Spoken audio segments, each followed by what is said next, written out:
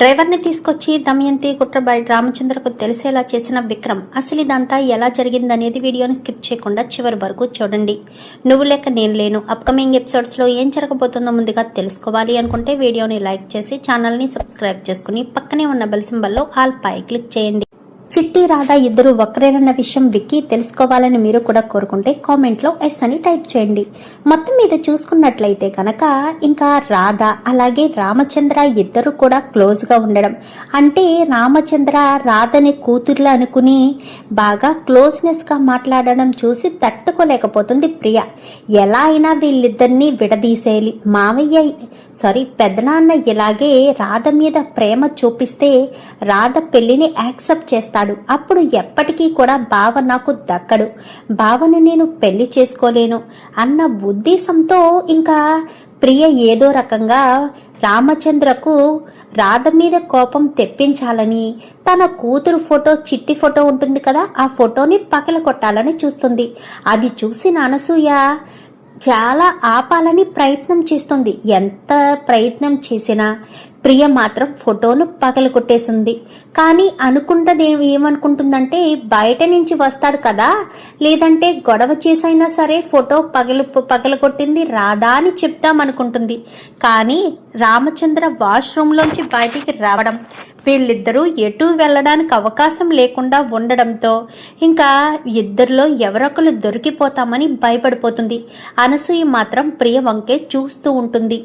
ఎక్కడ ఈ అనసూయ నోరు జారి నిజం చెప్పేస్తుందేమోనన్న భయంతో ప్రియే అనసూయే పగలగొట్టింది మావయ్య పెదనాన్న అంటూ చెప్పేసేసరికి ఒక్కసారిగా షాక్ అయిపోతాడు.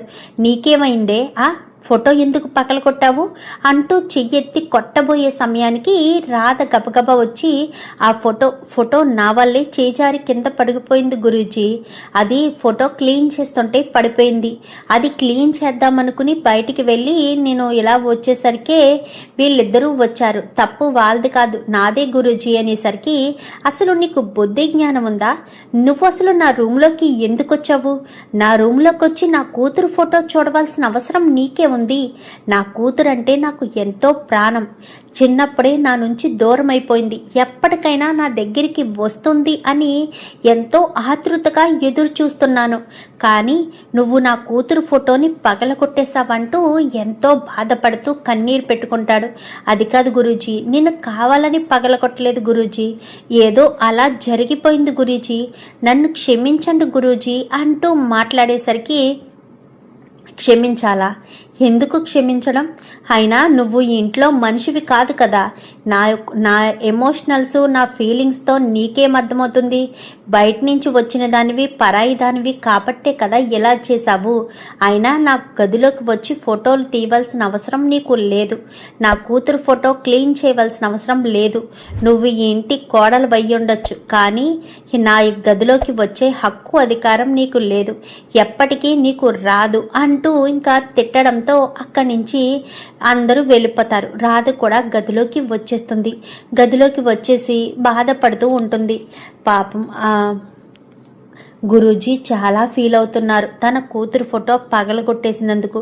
అసలు వీళ్ళిద్దరూ ఈ గదిలో ఎందుకున్నారు, ఏం చేయడానికి ఉన్నారు అని ఆలోచిస్తూ ఉండగా ఈలోపు అక్కడికి అనసూయ వస్తుంది. సారీ వదిన, ఆ ఫోటో పగిలిపోయింది నీ వల్ల కాదు అని నాకు తెలుసు అనగానే, అసలు ఫోటో ఎవరు పగలగొట్టారు అనగానే, అదిగో ఆ ప్రియే కావాలనే పగలగొట్టింది వదిన, నువ్వు మామయ్య ఇద్దరూ క్లోజ్గా మాట్లాడుకుంటున్నారని, మామయ్య నిన్ను క్షమించి ఎక్కడ తన కూతురుగా అంగీకరించేస్తాడేమోనన్న భయంతోనే ప్రియ ఎలా చేసింది వదిన అనేసరికి, సారీ వదిన, నిన్ను ఎప్పుడూ తప్పుగానే అర్థం చేసుకున్నాను, కానీ ఈరోజు కనుక నువ్వు రావడం కొంచెం ఆలస్యమైనా మావయ్య నా మీద చేసుకునేవారు, మావయ్య వచ్చిన కోపాన్ని నువ్వు కంట్రోల్ చేశావు, సారీ వదిన అనేసరికి, ఏం కాదు మీ మావయ్య బాధపడుతూ ఉంటున్నారు, వెళ్ళి కొంచెం ఓదార్చనగానే తప్పకుండా వదిన అని చెప్పి ఇంకా అనసూయ కాస్త అక్కడి నుంచి వెళ్ళిపోతుంది. ఇంకా విక్రమ్ కృష్ణ చిట్టి గురించి వెతకడానికి ప్రయత్నాలు చేస్తున్నాడు కదా, రామ్ ఏమో ప్రయత్నాలు చెయ్యట్లేదనేసరికి రామును కొట్టి, నువ్వు నేనెందుకు చెయ్యట్లేదురా, చేస్తున్నాను అనగానే, మరి రాధను నువ్వు ఇష్టపడుతున్నావా? లేదు, రాధని నేను ఇష్టపడను. 365 రోజు వరకు మాత్రమే తనని నేను భరిస్తాను, ఆ తర్వాత భరించాల్సిన అవసరం లేదు. తను నేను అగ్రిమెంట్ పెళ్లి చేసుకున్నాం కాబట్టి వాళ్ళ నాన్నను విడిపించి తనని నా ఇంట్లోంచి నా జీవితంలోంచి పంపించేస్తే ఇంకా రాధకి నాకు ఇంకా ఏ సంబంధం ఏ బంధం ఉండదు అంటూ మాట్లాడేసరికి, చాలా తప్పు చేస్తున్నావురా, నీ మనసును నువ్వు మోసం చేసుకుంటున్నావు, రాధను నువ్వు ఇష్టపడుతున్నావు, ప్రేమిస్తున్నావు, అది నీకు తెలియడం లేదు. చిట్టి అంటే నీకు ఇష్టమే కావచ్చు, కానీ చిట్టిని బాధ్యతగా మార్చుకుని రాధను నువ్వు నీ భార్యగా యాక్సెప్ట్ చేసే రోజు ఖచ్చితంగా వస్తుంది. చిట్టిని తీసుకొచ్చి మీ మామయ్యకి అప్పగించిన రాధనే నువ్వు భారీగా అంగీకరిస్తావని నా మనసు చెప్తుంది అని రామ్ అయితే అనుకుని అక్కడి నుంచి వెళ్ళిపోతాడు. వెళ్ళిపోయేసరికి వీడేంటి ఎలా మాట్లాడుతున్నాడు, నేను రాధను ప్రేమిస్తున్నానా, రాధను నేనెందుకు ప్రేమిస్తాను, రాధ కేవలం నాకు అగ్రిమెంట్ భార్యే తప్ప అంతకు మించి రాధ మీద నాకు ఏ ఫీలింగ్స్ లేవు రావు, అది వీళ్ళకి ఎలా అర్థమవుతుందో ఏంటో అనుకుంటూ ఇంకా తను స్టేషన్కి వెళ్తాడు. వెళ్ళేసరికి ఇలా వెళ్ళడంతో విక్కీకి ఫోన్ వస్తుంది.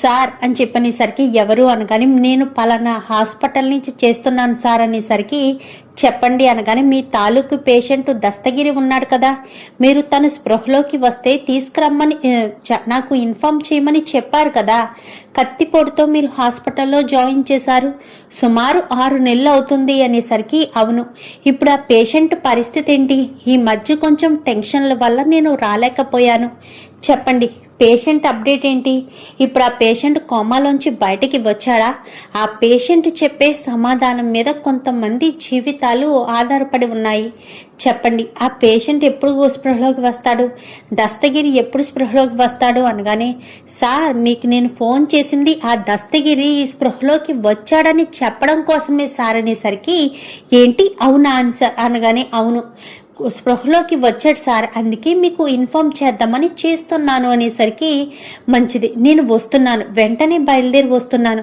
ఈ విషయం ఎవరికి చెప్పొద్దు, 3వ కంటికి తెలియకూడదు అనగానే, లేదు సార్ మీకు మాత్రమే కాల్ చేశాను, ఇంకెవరు ఈ మధ్యకాలంలో పేషెంట్ గురించి రాలేదు, అప్పట్లో మీ మేనత్త వచ్చారు తప్ప తర్వాత ఎవరో రాలేదనేసరికి, మా అత్త వచ్చిందా అనగానే, అవును ఆవిడే వచ్చారు అనేసరికి, అసలు దస్తగిరికి ఆవిడికి సంబంధం ఉంది, దస్తగిరి హాస్పిటల్లో ఉన్నాడన్న విషయం నాకు మాత్రమే తెలుసు, మరి తను ఆ రోజు వచ్చి చూసింది, తర్వాత మళ్ళీ ఎందుకు వెళ్ళింది, అసలు అత్త అక్కడికి వెళ్ళి వాడితో మాట్లాడాలనుకున్న విషయం ఏంటి, అసలు ఏమై ఉంటుంది అని ఆలోచనలో పడతాడు విక్కీ. అయితే ఇంకా వెంటనే విక్కీ బయలుదేరి హాస్పిటల్ దగ్గరికి వెళ్తాడు.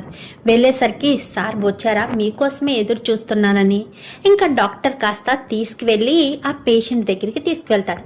తీసుకువెళ్ళేసరికి దస్తగిరి అనేసరికి కళ్ళు తెరిచి చూస్తాడు.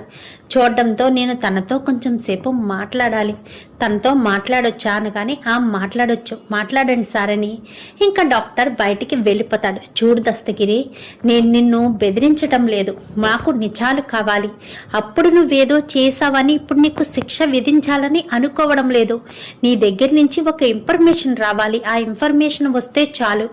ఆ రోజు అసలు అదంతా ఎవరు చేయమని చెప్పారు, ఎవరు చేయమంటే చేశావు, ఆ రోజు నువ్వు అలా చేయడం వల్ల మా మేనమామ కూతురు మిస్ అయింది, మా మేనత్త చనిపోయింది, తల్లి బిడ్డ ఇద్దరు దూరమయ్యారు, మా మావయ్య గురించి నీకు బాగా తెలుసు, నిన్ను ఎంతో నమ్మారు, అలాంటి మా మావయ్య ఒంటరి వాడైపోయాడు, అందరూ చుట్టూ ఉన్న తనకంటూ ఎవరూ లేరు, అలాంటిది తన కూతురు ఎక్కడో బ్రతికే ఉందని మా మావయ్య నమ్ముతున్నాడు, ప్లీజ్ దస్తగిరి అసలు ఎవరు చేయించారు, ఎవరు చేయమంటే చేశావు అని చెప్పాను. కానీ సార్, అది ఎవరు చేయమంటారో చేశానో చెప్తాను, కానీ మీరు నమ్ముతారా, ఆ వ్యక్తి ఈ వ్యక్తి అని మీకు నమ్మకం ఉంటుందా, ఉండదు కదా సార్, మరి అలాంటి తప్పుడు ఎలా నమ్ముతారు సార్, మీరు నమ్మరు కదా అంటూ చెప్పడంతో, లేదు నిజంగా నేను నమ్ముతాను, అసలు ఆ వ్యక్తి ఎవరు చెప్పు, ఎవరు చేయమంటే చేశావు, ఎవరి ప్రోద్బలంతో చేశావు అనగానే, అది అది అని చెప్పి అనేసరికి, చెప్పవు, ఎవరు ప్రోద్బలంతో చేశావు, ఎవరు చేయమంటే చేశావు చెప్పు అనగానే, మీ మేనత్త గారు దమయంతి గారు అనేసరికి ఒక్కసారిగా షాక్ అయిపోతాడు విక్రమ్ కృష్ణ. ఏం మాట్లాడుతున్నావు, మా అత్తయ్య దమయంత అని చెప్పాను. కానీ అవును సార్, మీ అత్త దమయంతి గారే చేయమని చెప్పారు. మీ అత్త దమయంతి గారు, ఆ గౌరీ శంకర్ గారు ఇద్దరు కూడా, భవానీ శంకర్ గారు, దమయంతి గారు ఇద్దరూ చెప్తేనే చేశాను సార్ అనేసరికి, అసలు వాళ్ళు ఏం చేయమన్నారు అనగానే, మీ మామయ్య వాళ్ళు ఉన్న జీపు బ్రేక్ టైర్లు తీసేయమని చెప్పారు. అప్పుడు నేను తప్పించుకున్నాను, అందుకే రాలేదు, అంతే తప్ప వేరే ఏమీ లేదు సార్. కావాలని వాళ్ళు చేయించారు, అప్పుడే ప్రమాదం జరిగింది సార్, క్షమించండి సార్ అనేసరికి, సరే ఇప్పుడు నువ్వు నాకు చెప్పిన ఇదే మాట మా మామయ్య ముందు బయట పెట్టు, నీకు ఏ శిక్ష ఏమీ పడకుండా నేను కాపాడుతాను అనేసరికి, సార్ భార్య బిడ్డలు దూరం అయిపోయారు, ఒంటరివాడిని అయిపోయాను, దయచేసి నన్ను మళ్ళీ ఆ జైల్లో పాడేయొద్దు సార్, శిక్ష ఇప్పటికే అనుభవిస్తున్నాను అనేసరికి, లేదు నేనేమీ చెప్పను, ఎవరికి చెప్పను, అసలు మీకు ఎలాంటి శిక్ష విధించను, ఎప్పుడో జరిగిపోయింది, చేసిన వాళ్ళు బాగానే ఉన్నారు, చేయించిన వాళ్ళని పట్టుకోవాలి కదా, వాళ్ళని పట్టుకుంటాను అని చెప్పి ఇంకా విక్రమ్ కృష్ణ అనేసరికి సరే అని ఇంకా అతన్ని తీసుకుని సరాసరి ఇంటికి వచ్చేస్తాడు. ఇంటికి వచ్చేసేసరికి దమయంతి ఇంట్లో ఉండదు, ప్రియా మిగిలిన వాళ్ళంతా కూడా ఇంట్లో ఉంటారు. అప్పటికి గొడవంతా జరిగిపోయింది కదా, ఇంకా రాధ గదిలో కూర్చుని బాధపడుతూ ఉంటుంది. ఈలోపు మామయ్య మామయ్య అంటూ గట్టిగా పిలుస్తాడు. ఇదేంటి విక్రమ్ కృష్ణ గారు మాటలా ఉందే, విక్రమ్ కృష్ణ గారు వాళ్ళ మామయ్యతో మాట్లాడడం ఏంటి, వాళ్ళ మామయ్య విక్రమ్ కృష్ణ గారితో మాట్లాడటం లేదు కదా, మరి ఎందుకు ఆయన్ని పిలుస్తున్నారు అని గబగబా బయటకు వస్తుంది. ఇంకా రాధైతే బయటికి వచ్చేసరికి ఇంకా అలా బయటికి రావడంతో, ఏమైంది విక్రమ్ కృష్ణ గారు, ఎవరితను అనగాని, ఒక్క నిమిషం రాధా చెప్తాను అని ఇంకా మామయ్య మామయ్య అని పిలవడంతో వస్తాడు.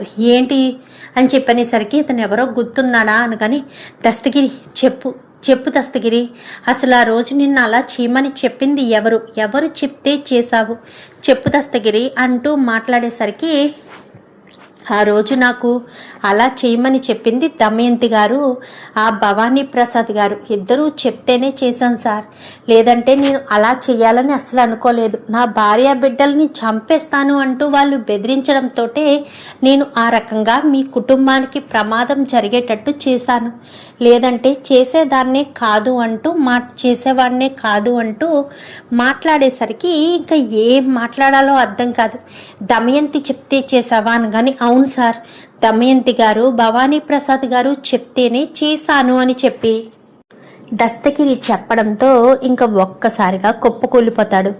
ఏంట్రా పెద్దోడా, ఇలా జరగడం ఏంటి అనగానే, ఇంట్లో వాళ్ళే నా కుటుంబాన్ని నాకు దూరం చేశారమ్మా, ఇన్ని రోజులు నేను తెలుసుకోలేకపోయాను, ఇంట్లో వాళ్ళే చేశారనగాని, ఈ దస్తగిరి మాటలు ఎందుకు నమ్మాలిరా అని చెప్పనగానే, నమ్మాలి సార్, ఖచ్చితంగా నమ్మి తీరాలి, ఎందుకంటే ఆ రోజు ఆవిడ వాళ్ళ అన్నయ్య ఇద్దరూ నా దగ్గరికి వచ్చి వాళ్ళ ఆయన గారు చనిపోవడానికి కారణం మీరేనని, మీరే వెనక ముందు ఆలోచించకుండా వాళ్ళ కుటుంబాన్ని నాశనం చేశారని, ఆవిడ ఆకక్షతోటే మీ కుటుంబాన్ని నాశనం చెయ్యాలి అన్న ఉద్దేశంతో ఆవిడ ఆ రకంగా చేయించారు, క్షమించండి సార్ అంటూ దస్తగిరి చెప్తూ ఉంటాడు. ఈలోపు దమయంతి అప్పుడే ఇంటికి వస్తుంది. ఇంటికి వచ్చేసరికి దస్తగిరిని చూసి ఒక్కసారిగా షాక్ అయిపోతుంది దమయంతి. వీడేంటి ఇక్కడ పైగా నార్మల్గానే కనిపిస్తున్నాడు అనగానే, అదుగో దమయంతి గారు వచ్చారు, ఆవిడే చేయించింది నా చేత అంటూ ఇంకా చెప్పడంతో ఒక్కసారిగా దమయంతి చెంప చెల్లుమనిపిస్తాడు రామచంద్ర. అయితే ఇంకా అలా కొట్టడంతో విక్రమ్ కృష్ణ అందరూ కూడా షాక్ అయిపోతారు. మామయ్య అని చెప్పనగానే, ఈవిడే నన్ను నా కుటుంబాన్ని ఇంత సర్వనాశనం చేస్తుందని అనుకోలేదురా, నేను ఆల్రెడీ చెప్పాను మా తమ్ముడికి, తను తప్పు చేశాడు, తప్పు చేశాడు కాబట్టే కదా తనకు శిక్ష పడేటట్టు చేశాను. అంతే తప్ప నేను కావాలని తననేదో ప్రాణాలు తీసినట్టు చేసింది, కావాలని నా కుటుంబాన్ని చిన్నాభిన్నం చేసింది. వాళ్ళ ఆయనేమో తప్పుల మీద తప్పులు చేస్తే సమర్థించి ఇప్పుడు తను ప్రాణాలు తీసుకున్నాడని కక్ష కట్టి నా కుటుంబం నాశనం అవ్వాలని చేసింది అంటూ మాట్లాడేసరికి, అంతే మావయ్య, కొంతమంది మూర్ఖులు వాళ్ళే తప్పులు చేసి పైగా తప్పులను మన మీదకి నెట్టేస్తారు అంటూ మాట్లాడేసరికి, ఎవరు తప్పు చేశారు అనగానే, నీ భర్త తప్పు చేయలేదా? నా భర్త తప్పు చేయడు అనగానే, తప్పు చేయడు అని మీరు చెప్పినంత మాత్రాన ఎవరూ నమ్మేరు. ఎందుకంటే నా దగ్గర పక్కా ఆధారాలు ఉన్నాయి కాబట్టే నా తమ్ముడిని అరెస్ట్ చేయడానికి నేను వస్తాను అని చెప్పాను. ఎక్కడ నేను అరెస్ట్ చేస్తే ఎన్నాళ్ళ రాజకీయ జీవితం ఏమైపోతుందా అని ఆలోచించాడో, మరి ఏం చేశాడో. తను సొంతంగా నిర్ణయం తీసుకుని ప్రాణాలు తీసేసుకున్నాడు. దానికి నేనేదో చేసిన, నువ్వు నా కుటుంబాన్ని నా నుంచి దూరం చేశావు. నా పసుపు కుంకాలు నా నుంచి దూరం చేసినప్పుడు నేను ఎలా చూస్తూ ఊరుకుంటాను, అందుకే అలా చేశాను అంటూ మాట్లాడేసరికి విక్రమ్ కృష్ణ ఇంకా వాదించడం అన్నీ అనవసరం, తీసుకువెళ్ళి అరెస్ట్ చేసి పోలీస్ స్టేషన్లో పెట్టు అనేసరికి, నేను రాను అనగానే, మీరు రావక్కర్లేదు అత్తయ్య, మేమే తీసుకువెళ్తాము, ఎందుకంటే మీరు తప్పు చేశారని సాక్ష్యాలు కూడా ఉన్నాయి. నేను ఇది చేసిన ఎంక్వైరీలో అన్నీ వచ్చాయి. ఈ దస్తగిరి చెప్పిన ఈ సాక్ష్యంతో మీరే తప్పు మనిషి అని క్లియర్గా తెలిసిపోయింది అని ఇంకా తీసుకుని వెళ్ళిపోతాడు. తేలిపోయేసరికి అంతా బాగానే ఉంది. నా కూతురు ఏమైంది, నా కూతురు చిట్టి ఎటుపోయింది, ఏమైపోయింది అని బాధపడుతూ ఉంటాడు. బాధపడుతూ ఉండేసరికి, బాధపడద్దు మామయ్య, ఈ దస్తగిరి చేసిన తప్పు ఎలా అయితే బయటకు వచ్చిందో అలాగే అత్తయ్య తప్పు మనిషి అని క్లియర్ అయ్యి అత్తను కూడా జైలుకి పంపించాము కాబట్టి వీలైనంత తొందరలోనే చిట్టి ఎక్కడుందన్న విషయం తెలుస్తుంది. అప్పుడు మనం ఖచ్చితంగా చిట్టిని మన ఇంటికి తీసుకురావచ్చు అనేసరికి, సరేరా చిట్టి గురించి వెతుకు అనగానే చిట్టి గురించి ఎంక్వైరీ చేయడం మొదలుపెట్టేసరికి రాధ తల్లి ఉంది కదా, రాధ తల్లి ఒకసారి జైలుకి వెళ్ళేసరికి సీనయ్య రాధ తల్లితో మాట్లాడుతూ ఉంటాడు. రాధమ్మ అక్కడ ఎలా ఉంది, బాగానే ఉంటుందిలే, పుట్టింట్లో బాగా లేకపోతే ఇంకెక్కడ ఉంటుంది అనేసరికి, ఏంటయ్యా ఏమంటున్నావు, పుట్టిల్లేంటి, తన పుట్టిల్లు మన ఇల్లు కదా, మరి ఆ ఇల్లు పుట్టిల్లు అంటున్నావేంటి, నీకు తెలియదు కదా, ఎన్ని రోజులు నీ దగ్గర ఒక విషయాన్ని దాచిపెట్టాను. నేను జైల్లో ఉన్న మన రాధమ్మకు ఆ ఇన్స్పెక్టర్తో పెళ్ళి జరిగినా నేను ఎందుకింత నిశ్చింతగా ఉన్నానో తెలుసా, ఎందుకంటే తను చేరుకుంది తన ఇంటికి అనేసరికి, ఏంటయ్యా ఏం మాట్లాడుతున్నావు, మనకు రాధమ్మ పుట్టలేదు కదా, మనకు రాధమ్మ 8 సంవత్సరాలప్పుడు దొరికింది. అప్పుడు తన గతమేంటో తను చెప్పుకోలేని స్థితిలో తలకు దెబ్బ తగలడంతో రాధమ్మ ఉంది. అప్పుడే మనం రాధమ్మకు పేరు పెట్టి మన సొంత బిడ్డలా చూసుకోవడం మొదలుపెట్టాము. ఆ తర్వాత రాధమ్మ మనలో కలిసిపోయి మన సొంత బిడ్డలా కలిసిపోయింది. అప్పుడు నాకు ఒకసారి రామచంద్ర గారికి హార్ట్ అటాక్ వస్తే రాధమ్మ హాస్పిటల్లో జాయిన్ చేసింది కదా, అప్పుడు ఆయన చెప్పారు, నా కూతురు ఇలాంటి సమయంలో దూరం అయిపోయిందని, మనకి అక్కడే కదా రాధమ్మ దొరికింది. అప్పుడు నాకు అర్థమైంది ఆయన పోగొట్టుకున్న కూతురే రాధమ్మ అని. మరి ఆ విషయం అప్పుడే చెప్పి ఇచ్చేయచ్చు కదయ్యా అని చెప్పాను, కానీ ఇచ్చేద్దామనే అనుకున్నాను, కానీ రాధమ్మని దూరం చేసుకునే ధైర్యం లేకపోయింది. రాధమ్మ దూరం అయిపోతే మన పరిస్థితి ఏంటి, మనం రాధమ్మ మీదే పంచప్రాణాలు పెట్టుకున్నాము, ఇప్పుడు రాధమ్మ దూరం అయిపోతే మనం తట్టుకోలేము అన్న ఉద్దేశంతో ఇంకా సైలెంట్గానే ఉంటాడు. ఇంకా సీనయ్య అయితే ఇంకా తన తల్లి కూడా సైలెంట్గానే ఇంటికి వస్తుంది.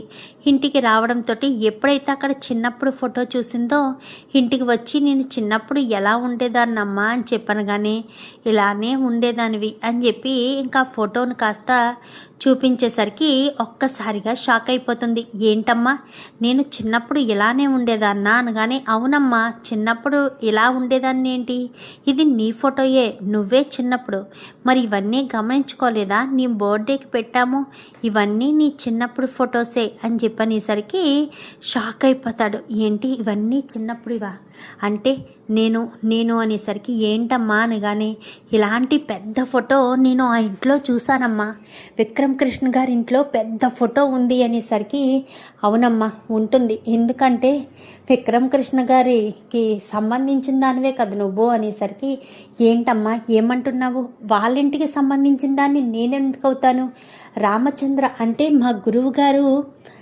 మా గురువుగారిది కూతురు ఫోటో సేమ్ ఉందమ్మా అనగానే, ఆ గురువుగారి కూతురువే నువ్వు అంటూ ఇంకా సీనయ్య భార్య కాస్త చెప్పేస్తుంది. ఒక్కసారిగా షాక్ అయిపోతుంది. ఏంటి ఏమంటున్నారమ్మా అని చెప్పాను. కానీ నువ్వు మా కన్న బిడ్డవు కాదమ్మా, మాకు నీకు 7 సంవత్సరాలు ఉన్న వయసులో మాకు దొరికావు, అప్పటి నుంచి మా కన్న బిడ్డలాగే మేము పెంచుకుంటున్నాము. నిజానికి నువ్వు మా కన్న బిడ్డవి కాదు, నీకు మాకు ఏ బంధమూ లేదు. ఆ రోజు మేము ఊరు వెళ్ళి వస్తూ ఉండగా మధ్యదారిలో నువ్వు గాయంతో పడి ఉన్నావు. పిల్లలు లేరని బాధపడుతున్న మాకు ఆ భగవంతుడు నీ రూపంలో పిల్లనిచ్చాడు అని ఎంతో సంతోషంగా నిన్ను తీసుకొచ్చి వాళ్ళ అమ్మ పేరు రాధమ్మ అని పేరు పెట్టుకున్నాము. అప్పటి నుంచి నిన్ను రాధమ్మ రాధమ్మ అంటూ సంతోషంగా పిలుచుకున్నాము. మీ నాన్న జైల్లో ఉండి నాకు నిన్ననే విషయం చెప్పాడు. నేను ఆశ్చర్యపోయాను. ఎన్ని రోజులు మన ఇంటి బిడ్డగా ఉన్నది ఆ రామచంద్ర గారి కూతురా? అంటే ఈ రాధమ్మే ఆ రామచంద్ర గారి కూతురా? ఆ ఇంటి వారసురాలా? విక్రమ్ బాబుకు మరదలవుతుందా? అసలైన మరదల్నే విక్రమ్ బాబు పెళ్లి చేసుకున్నాడా అని చెప్పి మాట్లాడుతుండగానే ఇంకా రాధకు ఆశ్చర్యం, ఆనందం ఇంకా అదొక అద్భుతంలా మారిపోతుంది. ఎందుకంటే ఎన్ని రోజులు విక్రమ్ కృష్ణ గారి మీద తను కూడా ప్రేమ పెంచుకుంటుంది, కానీ అగ్రిమెంట్ పెళ్ళే కదా అన్న ఉద్దేశంతో కొంచెం నార్మల్గా ఉంటుంది. ఇంకా రామచంద్ర అయితే తన కూతురి మీద చూపిస్తున్న ప్రేమకు నేనే తన కూతుర్ని అన్న విషయం చెప్పేయాలి అనుకుంటూ ఉండగానే 2 రోజుల తర్వాత రామచంద్ర పుట్టినరోజు ఉందని, ఆ పుట్టినరోజు పూట సస్పెన్స్గా డాడీకి నేనే తన కూతుర్ని అన్న విషయం చెప్పేస్తాను అని చెప్పి ఇంకా ఎంతో సంబరపడిపోతూ ఉంటుంది. సంబరపడిపోతూ ఉండేసరికి పుట్టినరోజుకి రేపనగా ముందు రోజు మీ మామయ్య బర్త్డే కదా, బట్టలు తీసుకోవాలి కదా అని అనగానే, మా మామయ్య ఎప్పుడూ నేను ఇచ్చిన గిఫ్ట్ తీసుకునేవాడు కాదు, ఈసారి ఇవ్వండి, ఖచ్చితంగా తీసుకుంటాడు, తీసుకోకపోతే నన్ను వచ్చి అడగండి అనేసరికి వెళ్ళి డ్రెస్ తీసుకొచ్చి ఇంకా రామచంద్రకి ఇచ్చేయమని చెప్తుంది. చెప్పడంతో రామచంద్రకి ఆ డ్రెస్ కాస్త ఇచ్చేస్తాడు. ఇచ్చేసిన తర్వాత రామచంద్ర అదే బట్టలు కట్టుకుని బయటకు వస్తాడు. రావడంతో అందరూ చూసి చాలా సంతోషంగా ఉండు అని అందరూ కూడా, అంటే తనకంటే పెద్దవాళ్ళందరూ కూడా ఆశీర్వదిస్తారు. అలా ఆశీర్వదించిన తర్వాత వెంటనే రాధ ముందుకు వచ్చి, మీకు విషయం చెప్పాలి, ఇది మీకు సర్ప్రైజ్ అనుకుంటారో ఏమనుకుంటారో మీ ఇష్టం, మీరు అనుకుంటున్నట్టుగా నేను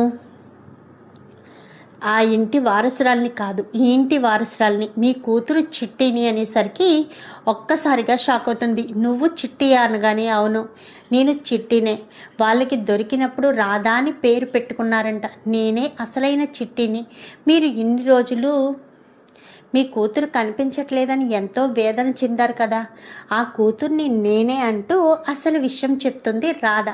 చెప్పడంతో రామచంద్ర ఒక్కసారిగా షాక్ అవుతాడు. ఏంటి జోక్ చేస్తున్నావా, నా కూతురంటే నాకు ఇష్టం కదా అని నువ్వు జోక్ చేస్తున్నావా ఏంటి?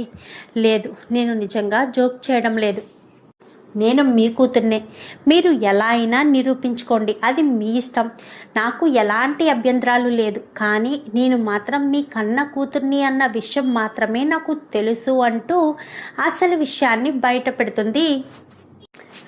ఇంకా రాధైతే మొత్తం విషయం అంతా చెప్పిన తర్వాత, మీకు ఇంకా డౌట్గా ఉంటే మా నాన్నని అడగండి అనేసరికి జైల్లో ఉన్న తన తండ్రి దగ్గరికి అందరినీ తీసుకుని వెళ్తారు. ఇంకా ఏదో ఒకటి చేద్దామని ప్రయత్నాలు చేసిన దమయంతికి అయితే ఏ ప్రయత్నం దొరకదు.